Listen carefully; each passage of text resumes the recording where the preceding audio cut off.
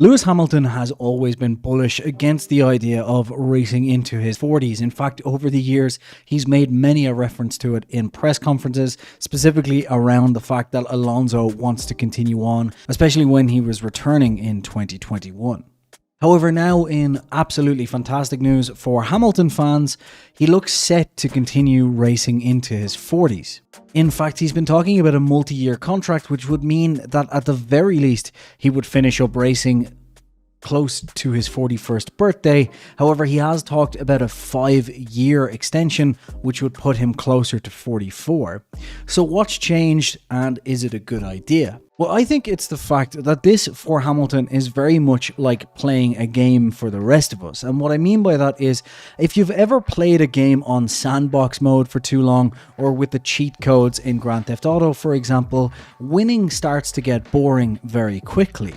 Whereas the underdog story, coming up from the bottom and attacking the person at the front, is always more fun.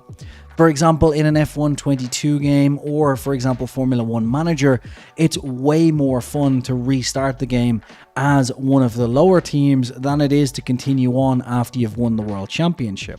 And Lewis has always talked about this. The fact that he runs the number 44 is a pure signal to that. He doesn't want to run the number 1 because he's always said that he wants to start a new season as if they're starting out from scratch once again. But there's only so long that mentality can last, and after 7 seasons of winning at Mercedes, apart from the Rosberg season in 2016, this must have been getting boring for him. And although I'm sure he's not happy about what happened in 2021, and although he has always talked about the fact that he doesn't care about the 8th title, I think that losing the championship in 2021 is the key factor for this. It's truly put him back into that underdog status, because the narrative completely changed. Even if we forget about 2021, the fact that he doesn't have that title and then comes into 2022 with a car that's not fast enough, having to experiment, and the new young champion goes on to have a dominant season, this in his head now gives him something to chase. Instead of being the one that's defending his title, he's now the one that is back once again working with a team that doesn't have the fastest car and is on the up, it's on the rise. This goes back to everything about his character. If we look at the fact that he left McLaren, which although was on a downturn, and with hindsight we can see that this was the correct decision, it was a big gamble to join Mercedes, but he joined it because it was the up and coming team and it was ready to go and fight for championships in the near future, and he wanted to be part of that building. And now he's doing the same again, where he wants to be part of rebuilding a team.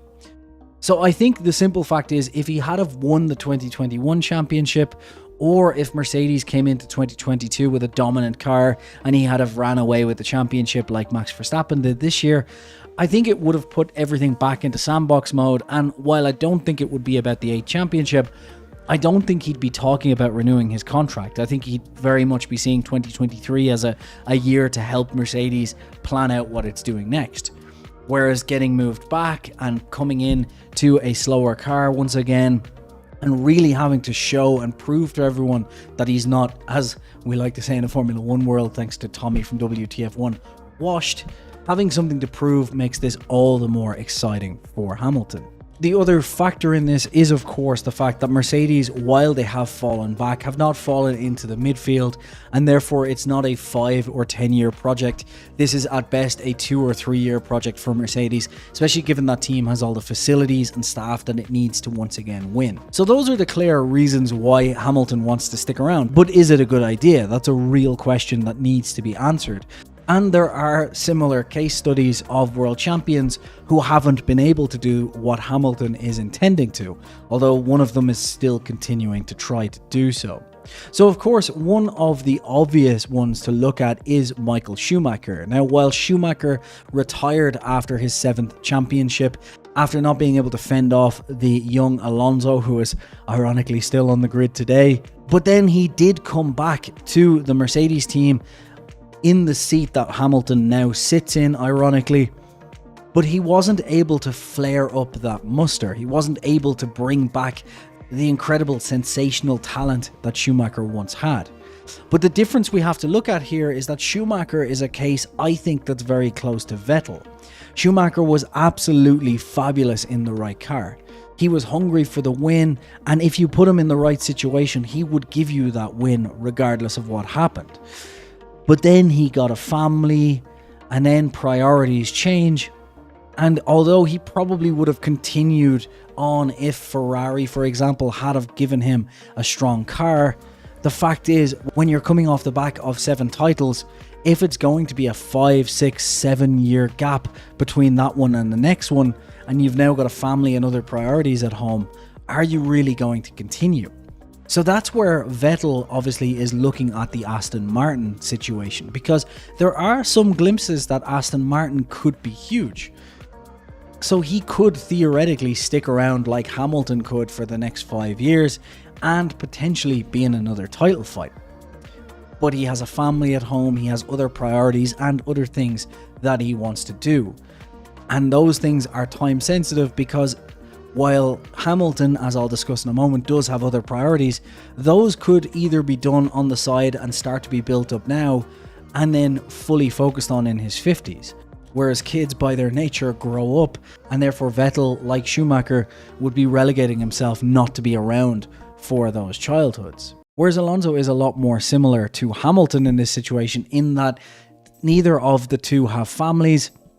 And while Hamilton does have other endeavours that he very much wants to work on, such as Mission 44, these are companies that can be built up with other people in the meantime until he retires from Formula 1 and makes them his full focus. And in fact, some could argue that potentially by him staying in Formula 1, it actually helps those causes more because he gets more public attention.